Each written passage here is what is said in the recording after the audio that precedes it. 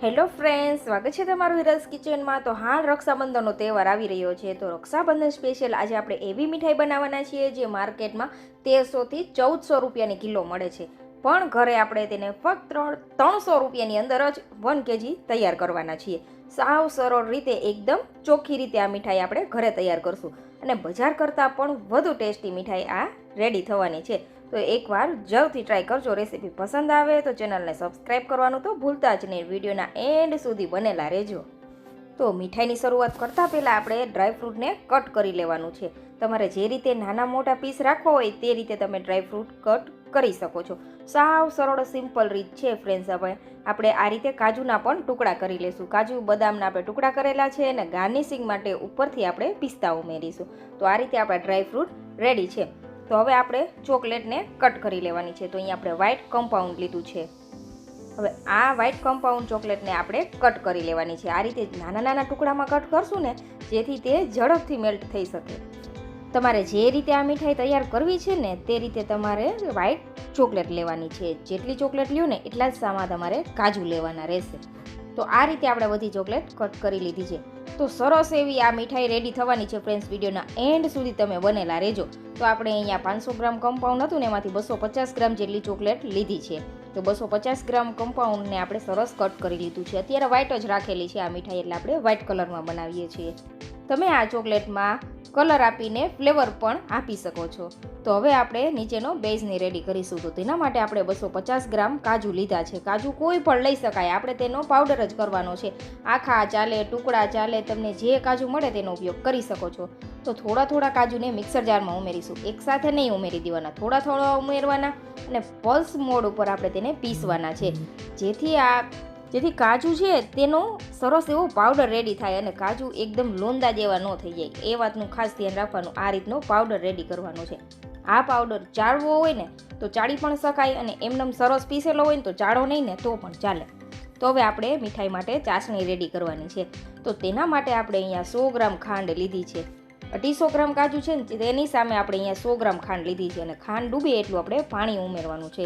મીઠાઈ તમારે જે રીતે સ્વીટ બનાવી છે ને તે રીતે તમારે અહીંયા ખાંડનું પ્રમાણ લેવાનું છે। અહીંયા મેં ખાંડ લીધી છે। જો તમારે ખાંડ ન ઉમેરવી હોય ને તો તમે સાકરનો પાવડર બનાવીને આની અંદર ઉમેરીને પણ આ મીઠાઈ રેડી કરી શકો છો।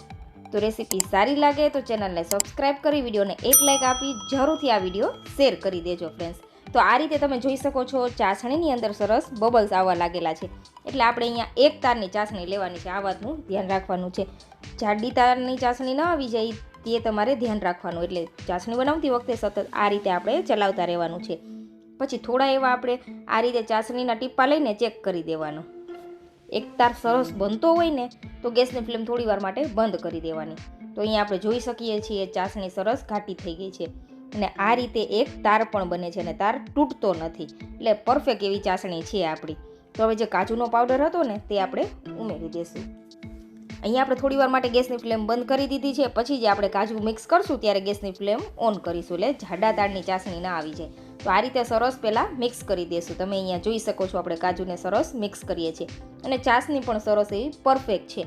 તો આ રીતે બધું સરસ મિક્સ થઈ જાય ને પછી જો જરૂર લાગે ને ચીપકતું હોય પેનની અંદર, તો તમારે તેની અંદર 1 ચમચી જેટલું ઘી ઉમેરી દેવાનું। તો હવે ગેસની ફ્લેમ ઓન કરી દઈશું, અને આપણે અહીંયા મીડિયમ ફ્લેમ રાખવાની છે। મીડિયમ ફ્લેમ ઉપર સતત આ રીતે કાજુવાળા મિશ્રણને ચલાવતા જ રહેવાનું છે, એટલે મિશ્રણ છે તે સરસ ભેગું થઈ જશે આ રીતે। અને આ મીઠાઈ બનાવો ને ત્યારે નોનસ્ટિક પેન હોય અથવા જાડા તળિયાવાળી પેન હોય ને તેનો જ ઉપયોગ કરવાનો, નહીંતર મીઠાઈ તળિયે ચીપકી જશે। તો હવે આપણે 1 ચમચી જેટલું જ ઘી ઉમેરીશું અને સરસ બધી વસ્તુને મિક્સ કરી દઈશું। તમે અહીંયા જોઈ શકો છો આપણે ઘી ઉમેરતાની સાથે જ મીઠાઈની અંદર કેટલી સરસ શાઇનિંગ આવી ગઈ છે। જો અહીંયા તમારે એક્ઝોટિક ન બનાવી હોય ને ફ્રેન્ડ્સ, તો તમે એમનેમ કાજુ કતરી પણ બનાવી શકો છો, પણ આપણે આજે એક્ઝોટિક મીઠાઈ બનાવી રહ્યા છીએ। તો આ રીતે આપણે સરસ મિક્સ કરી દીધું છે, તમે અહીંયા જોઈ શકો છો। તો મારો વિડીયો તમને થોડો પણ યુઝફુલ લાગે ને ફ્રેન્ડ્સ, તો જરૂરથી એક સરસ એવી કમેન્ટ કરી દેજો। આગળના વિડીયોમાં આપણે તે કમેન્ટ તમારા નામ સહિત આપણે ડિક્લેર કરીશું। તો જરૂરથી સરસ એવી એક કમેન્ટ કરી દેજો। તો હવે આ મિશ્રણને આપણે થોડી વાર માટે ઠંડુ થવા દેશું। તો કાજુવાળી મીઠાઈ આપણે ઠંડી થાય છે ને ત્યાં સુધીમાં આપણે ચોકલેટને મેલ્ટ થવા માટે રાખી દઈશું। તો આ રીતે એક વાસણની અંદર આપણે પાણીને બોઇલ થવા રાખી દઈશું। જેમ જેમ પાણી ઉકળશે ને તેમ તેની વરાળે આ ચોકલેટ સરસ મેલ્ટ થઈ જશે. 10 મિનિટ જેટલો સમય લાગશે. માઇક્રોવેવ હોય ને તો આ પ્રોસેસ ફટાફટ થઈ જશે. તો અહીંયા તમે જોઈ શકો છો આપણું કાજુ કતરીવાળું મિશ્રણ છે તે સરસ ઠંડુ થઈ ગયું છે. તો આ મીઠાઈને આપણે અલગ લુક આપવા માટે આ રીતે નાના નાના કન્ટેનર લીધા છે. આ કન્ટેનરની અંદર આપણે થોડું થોડું આપણે જે આ કાજુ કતરીવાળું મિશ્રણ રેડી કરેલું તે ઉમેરી દઈશું, 1-2 ચમચી જેટલું. આ રીતે આપણે કાજુ કતરી બનાવશું ને એટલે અલગ અને યુનિક લાગશે. પણ તમે સિમ્પલ રીતે પણ કોઈ પ્લેટની અંદર આ મીઠાઈ સેટ કરી શકો છો, પણ આ રીતે આપણે અલગ રીતે બનાવીએ છીએ. એટલે આપણે અહીંયા સરસ એવા કાજુનું લેયર પહેલાં લગાવી દઈશું. કાજુવાળી મીઠાઈનું તમે અહીંયા જોઈ શકો છો. આ રીતથી ફ્રેન્ડ્સ બનાવશો ને એટલે ખૂબ જ સરસ યુનિક મીઠાઈ લાગશે. દેખાવ પણ બહુ જ સરસ આવશે. તો આ રીતે આપણે બધા જ બાઉલની અંદર કાજુ કતરીવાળું મિશ્રણ છે તેને સરસ સેટ કરી દઈશું. ત્યાં સુધીમાં તમે અહીંયા જોઈ શકો છો આપણી ચોકલેટ પણ સરસ મેલ્ટ થઈ ગઈ છે. અહીંયા સાવ સરળ સિમ્પલ છે આ મીઠાઈ બનાવી. કાંઈ જ મોટી તામઝામ નથી. માર્કેટમાં ખૂબ મોંઘી મળે છે, પણ તમે તેને ઘરે નજીવા ખર્ચમાં રેડી કરી શકો છો. એકદમ પ્રીમિયમ મીઠાઈ છે. તો અહીંયા આપણે સરસ ચોકલેટ મેલ્ટ થવા લાગેલી છે, તમે જોઈ શકો છો. આ રીતે વચ્ચે વચ્ચે આપણે મિક્સ કરી દેવાનું, જેથી કોઈ મોટા ગાંઠા હોય ને તે ચોકલેટના સરસ મેલ્ટ થઈ જાય. જાજો સમય પણ નહીં લાગે મેલ્ટ થવા માટે. ખાસ ધ્યાન રાખવાનું ફ્રેન્ડ્સ કે પાણી ન જવું જોઈએ ચોકલેટની અંદર. જો ચોકલેટની અંદર પાણી જશે ને તો તમારી ચોકલેટ મીઠાઈ પરફેક્ટ નહીં બને. તે વાતનું ખાસ ધ્યાન રાખજો. તો આ રીતે તમારે સતત ચલાવતા રહેવાનું, પાણી ન જાય તે વાતનું પણ ધ્યાન રાખવાનું છે. તો અહીંયા સરસ ચોકલેટ મેલ્ટ થઈ ગઈ છે. તો હવે આપણે ડબલ બોઇલરમાંથી ચોકલેટને બહાર કાઢી લેશું. આ રીતે થોડી વાર માટે ફેટવાની છે. આની અંદર બીજી કોઈ વસ્તુ ઉમેરવાની કંઈ જરૂર નથી. ચોકલેટ સરસ એવી છે, પણ તમને પસંદ હોય વધુ સોફ્ટ બનાવી હોય ને આ મીઠાઈ તો તમારે તેની અંદર 2 થી 3 ચમચી જેટલો મિલ્ક પાવડર ઉમેરી દેવાનો.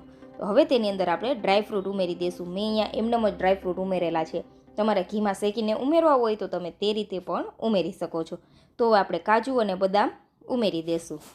પિસ્તા આપણે ઉપરથી ગાર્નિશિંગમાં ઉમેરીશું. તો અહીંયા પરફેક્ટ એવા આપણા કાજુ બદામ સરસ ચોકલેટ સાથે કોટ થઈ ગયા છે. અહીંયા ફ્રેન્ડ્સ તમને પસંદ હોય ને તો સરસ એવા ઘીમાં રોસ્ટ કરીને જરૂરથી ઉમેરજો. પણ મને ઘીની ફ્લેવર વધુ પસંદ નથી એટલે મેં આ રીતે ઉમેરેલા છે, પણ શેકીને ઉમેરી શકાય છે. તો આ રીતે સરસ મિક્સ થઈ જાય અને ચોકલેટને આપણે થોડી સેટ થવા દેશું. ગરમ ગરમ નહીં ઉમેરી દઈ, થોડી એવી 5 મિનિટ માટે ઠંડી થવા દેવાની.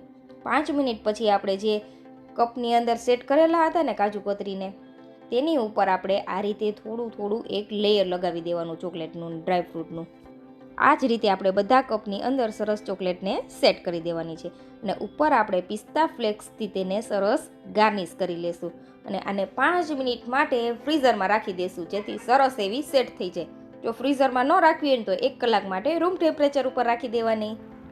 આ રીતે ફ્રેન્ડ્સ આ મીઠાઈ જરૂરથી ટ્રાય કરજો. ફ્રીઝ વગર તમે 8 દિવસ સુધી તેને સ્ટોર કરી શકો છો. ફ્રીઝમાં રાખવાનું ખાલી એક જ કારણ છે કે ચોકલેટ આપણી ઝડપથી ઓછો સમય લાગે અને સરસ સેટ થઈ જાય. એટલા માટે ફ્રીઝમાં ન રાખો તો વધુ સમય લાગશે ચોકલેટને સેટ થવા માટે. એકવાર ચોકલેટ સેટ થઈ જાય પછી તમારી મીઠાઈ રેડી છે. તો આ રીતે તમે જોઈ શકો છો મીઠાઈમાં સરસ એવો કલર અને દેખાવ પણ ખૂબ જ સરસ આવી રહ્યો છે ને એકદમ માર્કેટમાંથી લઈ આવ્યા હોય તેવી એક્ઝોટિક બનેલી. એકવાર ફ્રેન્ડ્સ આ મીઠાઈનો ટેસ્ટ કરશો ને એટલે બધી જ મીઠાઈ તમે ભૂલી જવાના છો. એટલી સરસ આ મીઠાઈ ટેસ્ટી બને છે અને જાજી તામઝામ પણ નથી. સાવ સરળ રીતે એકદમ પ્રીમિયમ મીઠાઈ તમે ઘરે રેડી કરી શકો છો.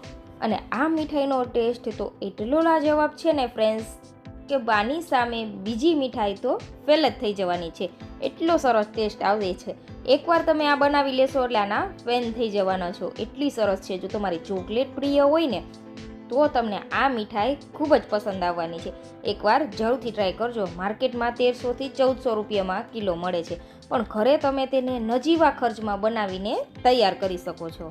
બજાર કરતાં અડધા ભાવમાં આ મીઠાઈ ઘરે તૈયાર થઈ જાય છે અને ટેસ્ટ પણ લાજવાબ છે. તો હવે મોંઘી મીઠાઈ ખરીદતા પહેલાં ફ્રેન્ડ્સ આ રીતે એકવાર ઘરે મીઠાઈ જરૂરથી ટ્રાય કરજો.